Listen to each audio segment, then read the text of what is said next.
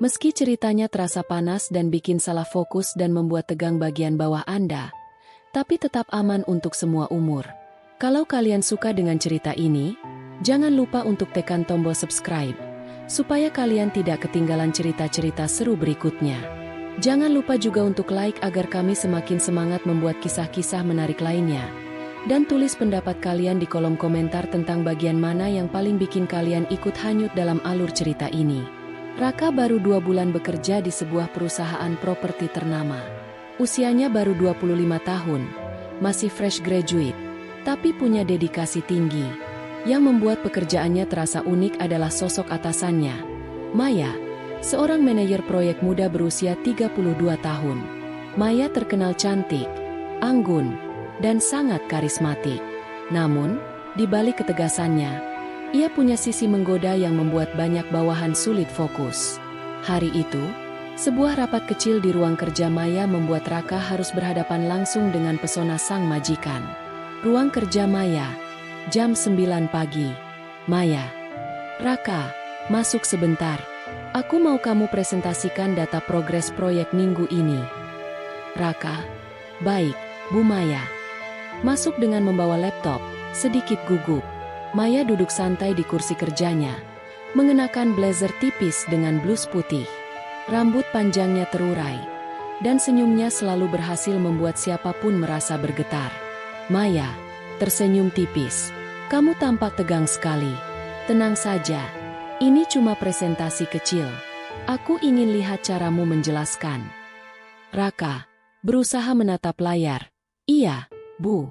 Jadi, progres minggu ini sudah mencapai 75%. Beberapa bagian sudah hampir selesai. Tinggal menunggu approval dari pihak kontraktor. Maya menyilangkan kaki. Matanya tajam mengamati Raka. Bagus. Tapi kamu bicara terlalu cepat. Coba lebih rileks. Jangan terburu-buru. Raka menelan ludah. Bukan karena takut, tapi karena tatapan Maya terasa seperti menguji mentalnya. Raka, baik, Bu. Jadi, untuk bagian fasad.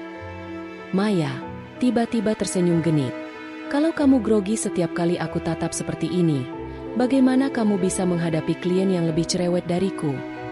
Raka kaget, wajah memerah. Maaf, Bu. Saya masih belajar mengendalikan diri. Maya tertawa kecil. Bagus. Setidaknya kamu jujur. Itu poin plus buatmu. Raka melanjutkan presentasi sambil berusaha keras tidak salah fokus pada ekspresi Maya yang seolah-olah sedang menggoda dengan tatapannya. Beberapa hari kemudian, di ruang meeting setelah jam kerja, Maya, Raka, bisa bantu aku sebentar? Aku harus menyiapkan laporan untuk direksi, dan aku butuh asisten yang teliti. Raka, tentu, Bu. Apa yang harus saya lakukan? Maya duduk di kursi panjang, sementara Raka di sampingnya membuka laptop. Aroma parfumnya samar-samar tercium, membuat suasana jadi aneh. Maya mencondongkan tubuh, jaraknya begitu dekat. Lihat, bagian tabel ini. Kenapa angka-angkanya bisa berbeda dari laporan kontraktor? Raka berusaha fokus pada layar, menahan diri. Mungkin karena ada perbedaan metode perhitungan. Saya bisa perbaiki datanya. Maya tersenyum sambil mendekat lebih dekat lagi. Kamu ini pintar ya, tapi wajahmu selalu berubah merah kalau aku mendekat. Kenapa? Raka gugup. Nggak apa-apa, Bu. Mungkin karena ruangan ini agak panas. Maya tertawa kecil, alasan klasik. Tapi ya sudah, lanjutkan saja. Suasana hening sejenak. Hanya suara ketikan keyboard yang terdengar. Tapi dalam hati, Raka benar-benar kesulitan berkonsentrasi.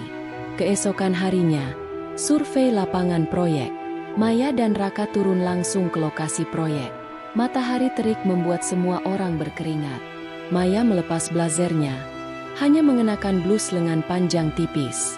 Maya, Raka, tolong catat semua detail yang supervisor laporkan. Jangan sampai ada yang terlewat. Raka, baik, Bu. Menulis di clipboard. Tiba-tiba Maya berdiri sangat dekat untuk melihat catatan Raka. Rambutnya terurai ke depan, hampir menyentuh bahu Raka. Maya berbisik pelan, tulisanmu rapi juga, ya? Aku suka bawahan yang detail. Raka berusaha tetap menulis.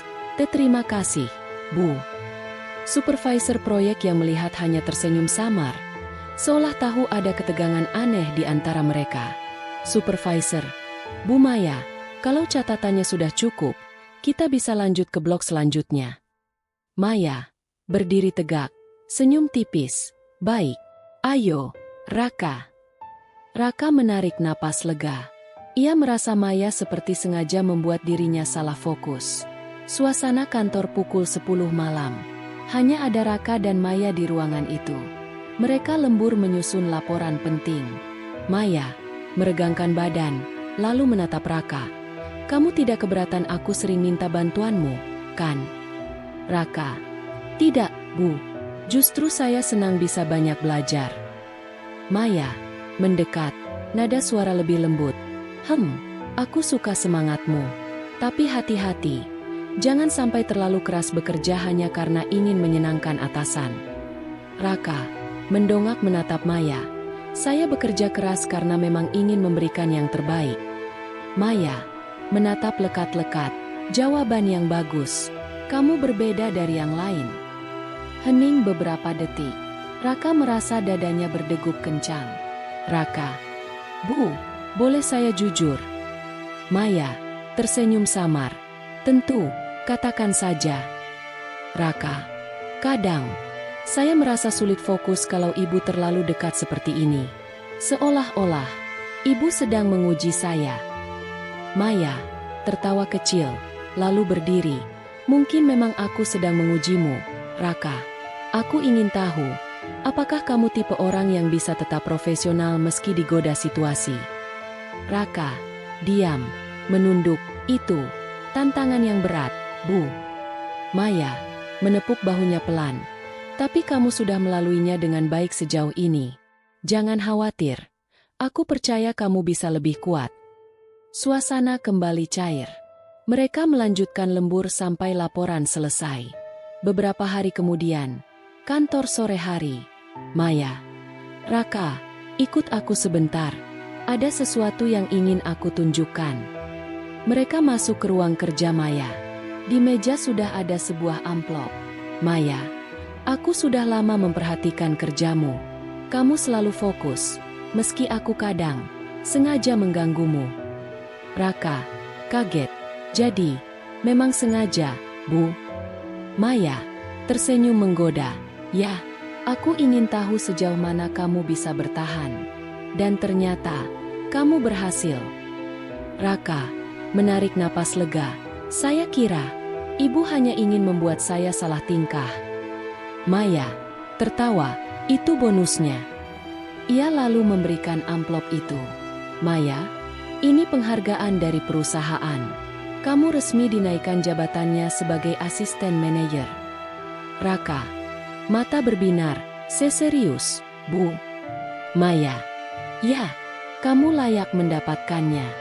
Dan ingat, meski kadang aku suka bercanda, tugasku adalah membimbingmu agar tumbuh jadi profesional yang kuat. Raka tersenyum lega. Semua godaan Maya selama ini ternyata adalah cara uniknya untuk menguji mental bawahan.